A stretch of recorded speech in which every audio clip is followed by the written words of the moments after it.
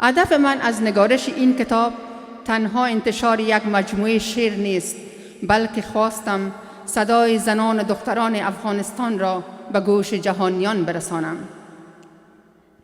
این کتاب فریاد است در برابر خاموشی تعمیلی، تلاش است تا یادآوری کند که این جامعه بدون حضور آزاد و آگاه زنان با آینده روشن دست نخواهد یافت. اگر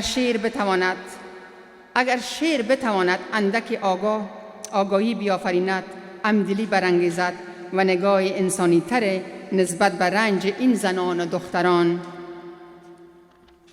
ایجاد کند، احساس میکنم به بخش از هدف خودم رسیدم و همین اندیشه روی حاکم بر تمام شعرهای این مجموعه است.